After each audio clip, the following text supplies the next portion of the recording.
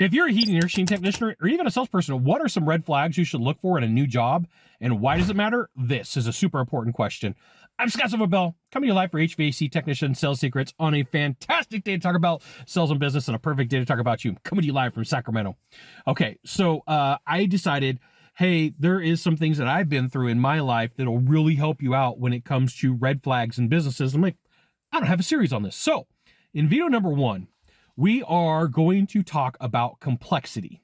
And there's a reason for us starting at video number 1 in complexity is because this is something that encompasses an entire company. This is something that that will roll into every part of the business and things that you have to deal with. And when you look at complex issues, how you have to do things does matter. And I'm going to give you a couple of examples. There was a point where I worked for one company, and it was overall a good company, but every process was so dang hard. I had to email over to somebody, which isn't hard. They had to take a look at the document. Then they had to email it over to somebody else. And then they had to email it over to somebody else. And then what would happen is you would end up losing deals. I lost a deal out of complexity and I lost it, right? I got very angry because it took a lot to make this deal happen. So what happens? All these things in complexity. Now, complexity could just be like, here's how the office, here's how things move through the building. That's one form of complexity. Another form of complexity could be the CRM. And there's different levels of customer relation management or client relation management software, CRM. And there's different levels of it. And every level has a different expense. And so here's what some owners do. They go, hey, this brand of CRM is way up here, is expensive. And this one's less expensive, but it's a little bit more complicated. But they don't realize that the time to complete tasks is really the thing they should be looking at. So they're like, I'm going to go with the less expensive one. And then sometimes companies will go with the one that's way down here. So all these complexities inside of the business start compounding on each other. Okay, they start compounding on each other. So you've got all the things that you got to do once the sale is made. Okay, I get it. You want me to send some emails? You want me to turn some documentation in? No problem. Oh, now you want me to deal with a complex CRM. Okay, so now we went from like 1 issue to 2. And then what happens is there's going to be a couple more. But before we get into that, you probably want to go to this URL right above my head, type it into a browser, drop in your name, your email address, probably your phone number.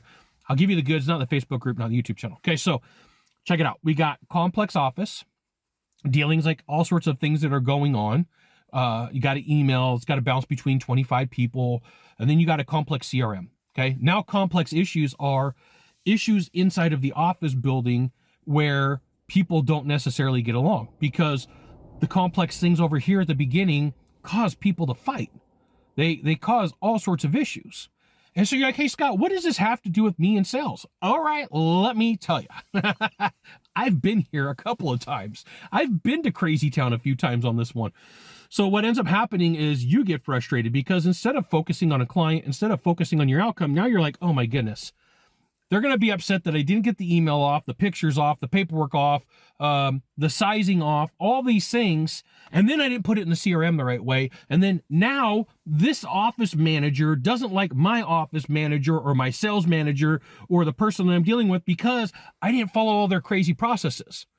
And if you go to work for a company, the reason I put this as video number 1, you are going to know this very fast.